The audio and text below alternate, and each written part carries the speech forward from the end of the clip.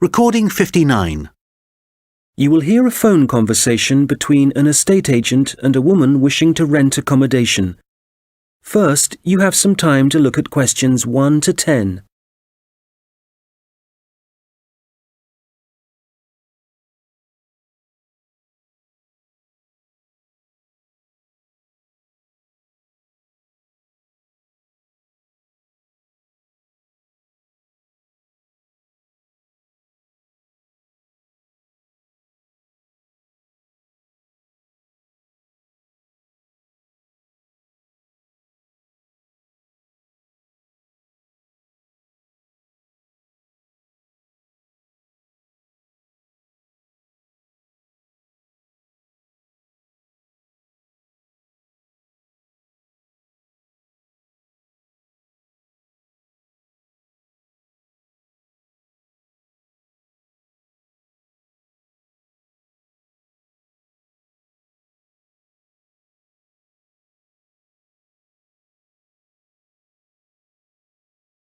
Fairfield Rentals, Andrew Williams.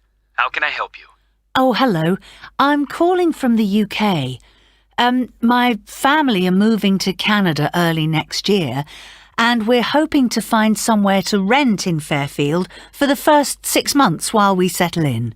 Right, I see. Well, let's get your details. Yes, my name's Jane Ryder. Okay, Jane. And can I have a phone number? The best number to get you on. Well, that'd probably be our home number. So, 0044 for the UK, and then it's 208 613 2978. All right. And an email address, please, so we can send you out all the information and forms.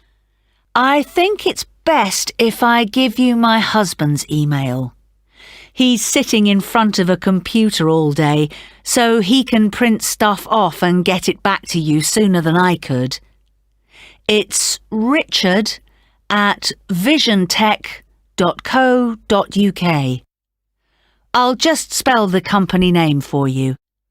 That's VISIONTECH.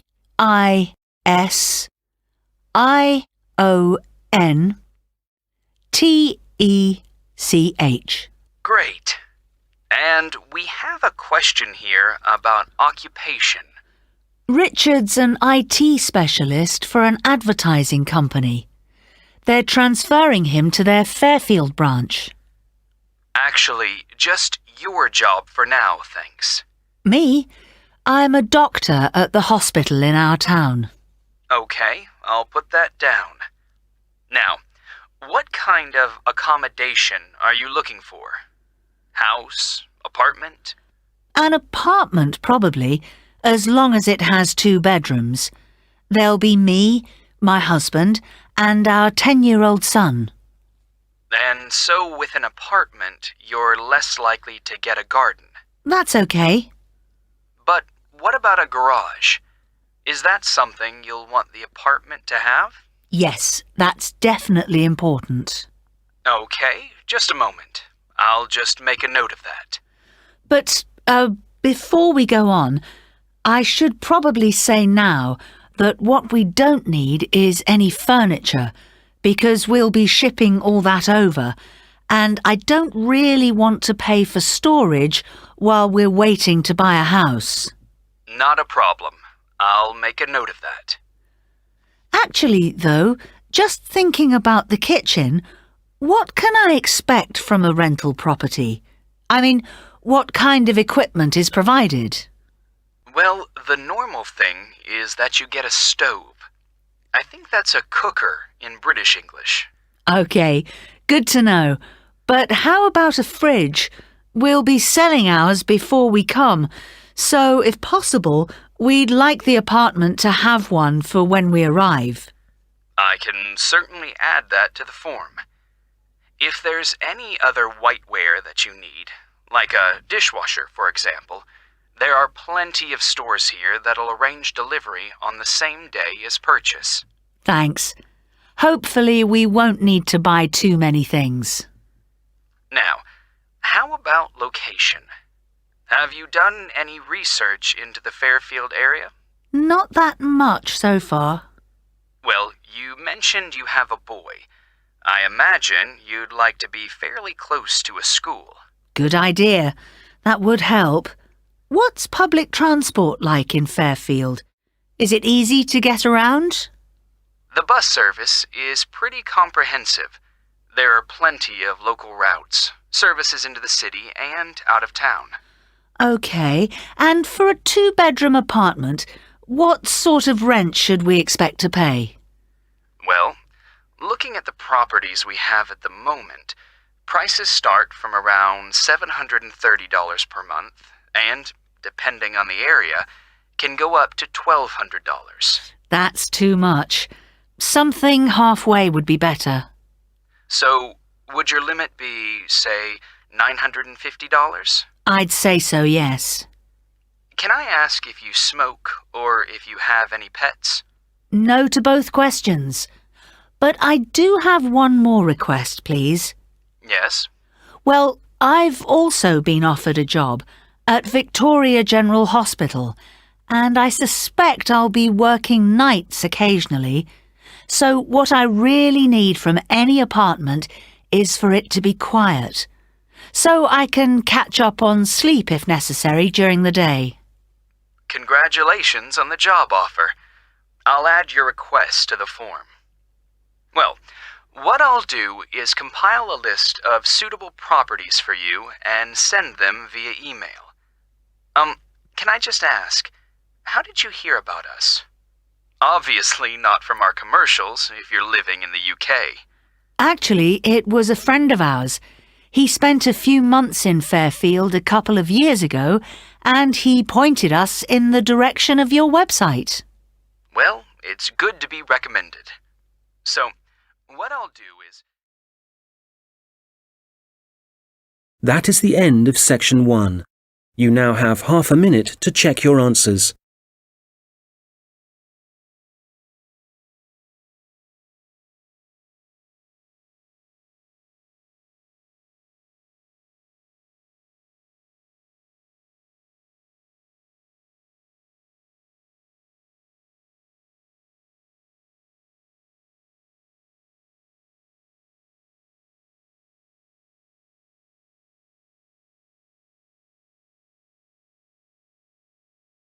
Now turn to section 2.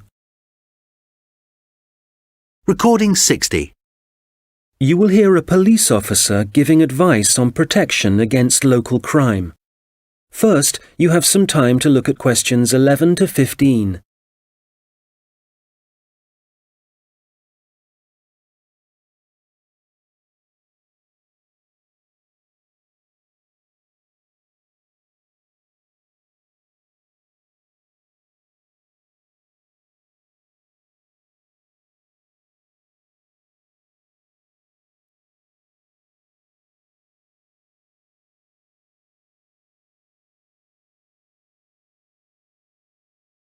Well, good afternoon.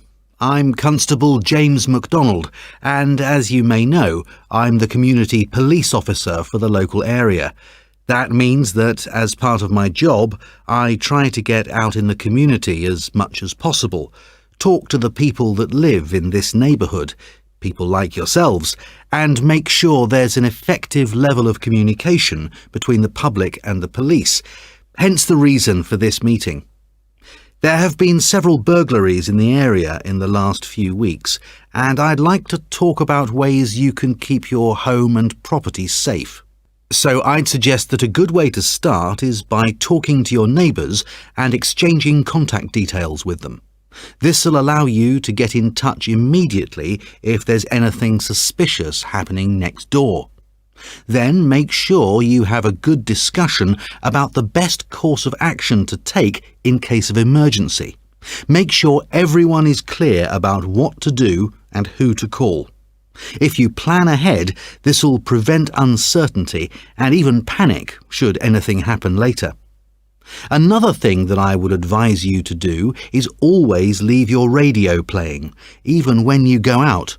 And if you keep your curtains closed, burglars are less likely to try and break in because they can't be sure whether someone's home or not.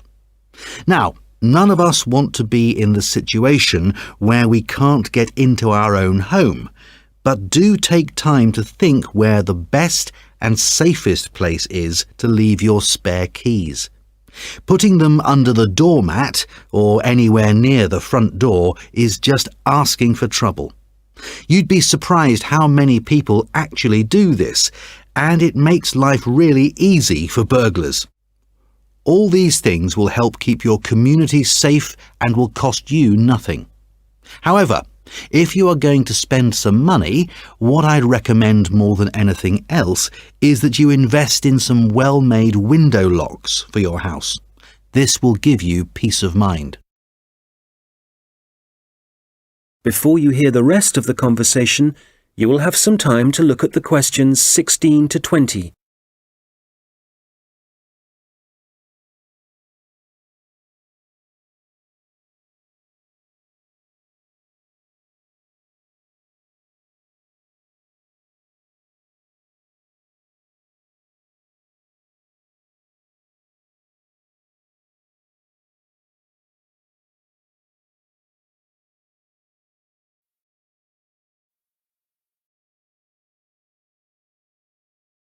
Now listen and answer questions 16 to 20. OK, moving on.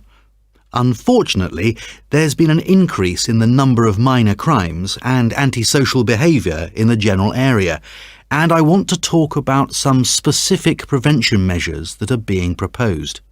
First of all, the skate park. As you probably know, it's well used by younger people in our community, but unfortunately we're getting more and more reports of broken glass, making it especially dangerous for younger children. One possible solution here is to get rid of some of the trees and bushes around the park, making it more visible to passers-by and vehicles.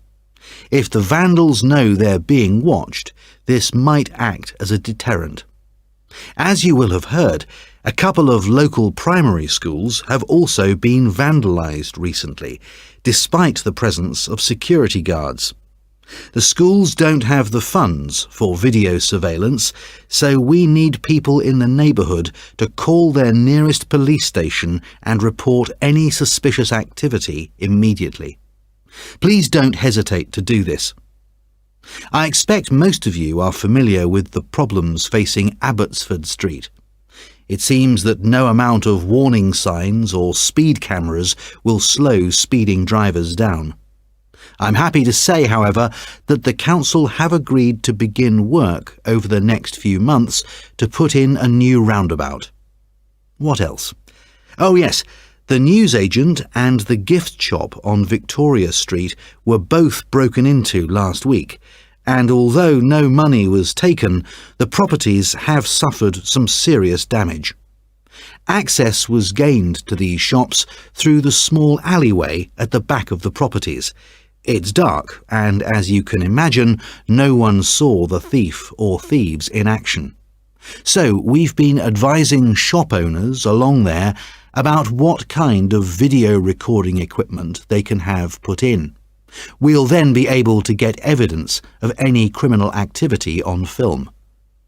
The supermarket car park is also on our list of problem areas. We've talked to the supermarket managers and council authorities, and we've advised them to get graffiti cleaned off immediately and get the smashed lights replaced. If you don't deal with this sort of thing at once, there's a strong possibility that the activity will increase and spread, and then it becomes... That is the end of section 2. You now have half a minute to check your answers.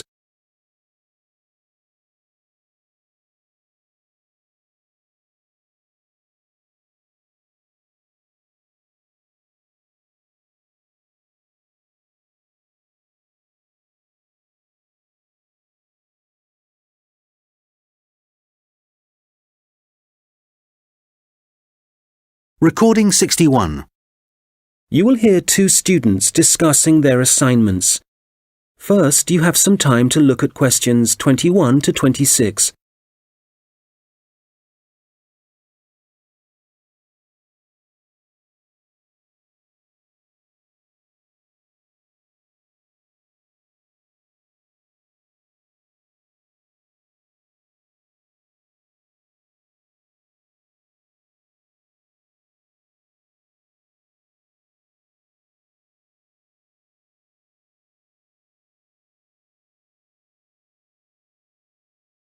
Hi, Mike. How's it going?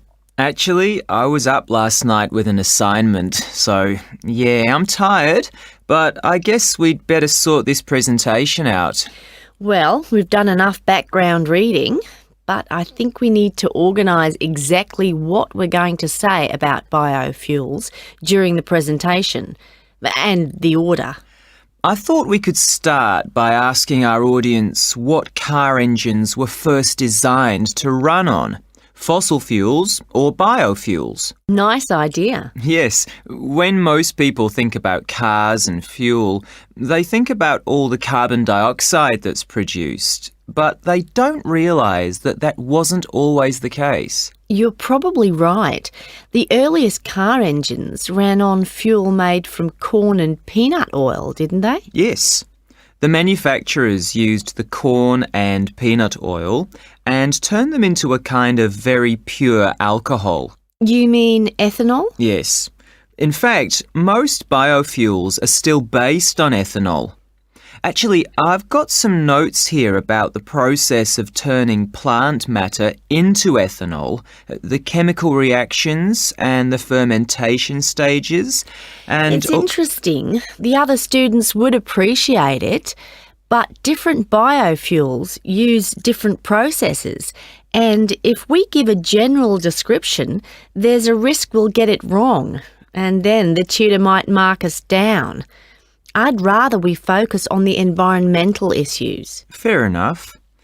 So, the main plants that are used for biofuel production now are sugarcane, corn, and canola. Of all of them, canola is probably the least harmful because machines that use it don't produce as much carbon monoxide. Sugarcane seems to be controversial.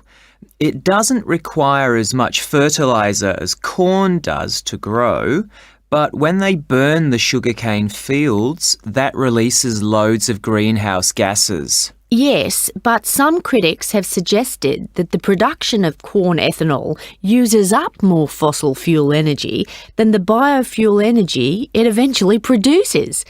For that reason, I'd say it was more harmful to the environment. I see what you mean. You're probably right. It's interesting how everyone saw the biofuel industry as the answer to our energy problems, but in some ways, biofuels have created new problems. Well, in the USA, I wouldn't say that farmers are having problems.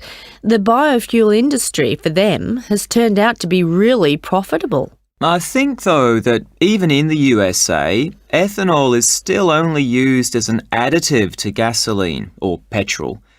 The problem is that it still has to be transported by trucks or rail because they haven't built any pipelines to move it. Once they do, it'll be cheaper and the industry might move forward. That'll have to happen one day. At least the government are in favour of biofuel development. Yes, but Brazil's probably in the lead as far as biofuels are concerned. They've got to the point where they don't need to import any oil now. Which is great. And the industry in Brazil employs a huge number of people. But is it sustainable? I mean, as the population grows and there are more vehicles on the roads and there's more machinery, surely they can't depend so much on sugarcane. At some point, there has to be a limit on how much land can be used for sugarcane production. Certainly, if you want to preserve natural habitats and native wildlife. I think that whatever problems Brazil's facing now, the same will be true for any country. You have to weigh up the pros and cons. Well, we probably won't see an increase in biofuel use. I mean, they won't replace fossil fuels until we can find ways to produce them cheaply and quickly, and with less cost to the environment. Making sure they require minimal energy to produce. Exactly. And in a way, that means they have to cost less than fossil fuels, certainly when you're filling up your car. Yes, and whatever other kind of engines use fossil fuels at the moment.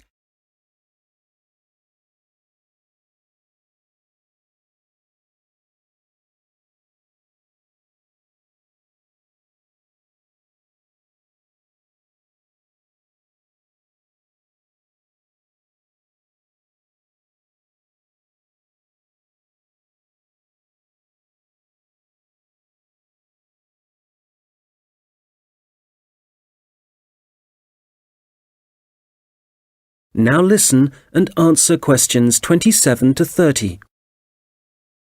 All right, so in the last section of the presentation, what problems are we focusing on? Well, we've already had a look at different types of pollution in the first section, so we can leave that out. But the biggest issue related to biofuels is that land is now being used to grow biofuel crops, and that's contributing to global hunger. Indeed. It doesn't seem right we're using corn to run cars when people can't afford to buy it to eat. Yes, let's talk about that.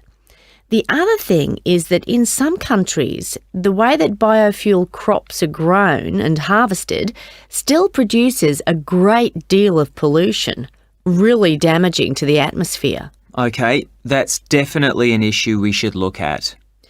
Let's not finish on a negative note, though. Why don't we talk about the potential new sources of biofuel? So rather than corn and sugarcane, what other plants could be used? Good. Some companies are exploring the possibility of using wood and seeing how that can be used to make ethanol. Yes, and algae is another possibility. You can grow it in any water and it absorbs pollutants too. I read that. And grasses, they're another plant that researchers are investigating as a biofuel. And these kind of plants aren't used as food, which is why... That is the end of section 3. You now have half a minute to check your answers.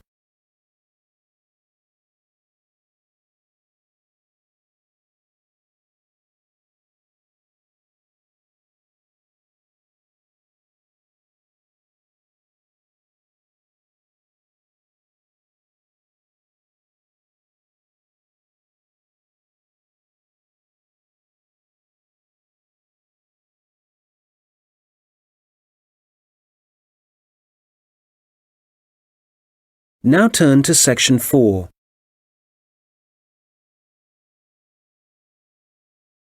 Recording 62. You will hear a lecture about how technology affects human interaction. First, you have some time to look at questions 31 to 40.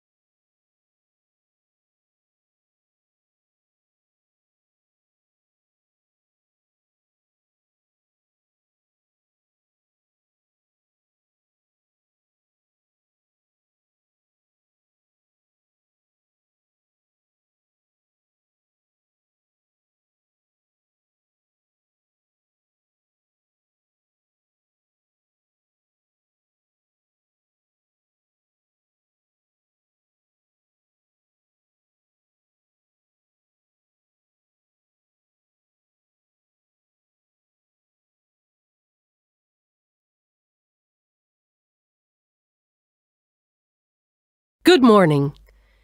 Today, we're thinking about the way that technology is influencing our social structures and the way we interact with one another. Humans, as we know, have always lived in groups. Without this arrangement, our species would have died out long ago. But now, the way we see and define our group is changing. I'd like to start by mentioning the research of American sociologist Mark Granovetter in 1973. It was Granovetter who first coined the term weak ties, which he used to refer to people's loose acquaintances. In other words, friends of friends. His research showed that weak ties had a significant effect on the behavior and choices of populations, and this influence was something highly important in the fields of information science and politics, and as you can imagine, marketing also.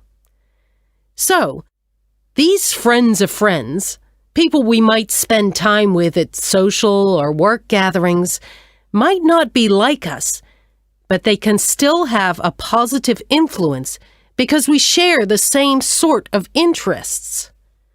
That's enough to make a connection, and this connection can turn out to be more beneficial than we might suspect.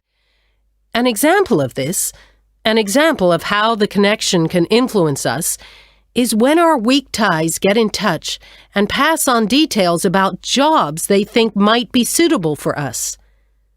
Well, since Granovetter first came up with this theory, his work has been cited in over 19,000 papers. Some of these studies have looked at how weak tie networks are useful to us in other ways. And one thing that seems to improve as a result of weak tie influence is our health.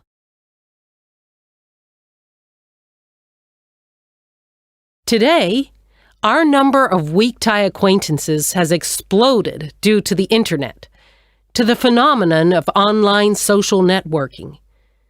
This is still a relatively new way of communication, something that has a huge amount of potential, but also, as with any invention, it brings with it a new set of problems. Let's start with the benefits. Without question, online social networking allows us to pass on the latest news, to be up to date with local and global events, and for many, this information comes from sources more trustworthy than local media. So this is one clear point in favor of online social networking. I know that it's also being used by students as a means of increasing their chances of success in the way that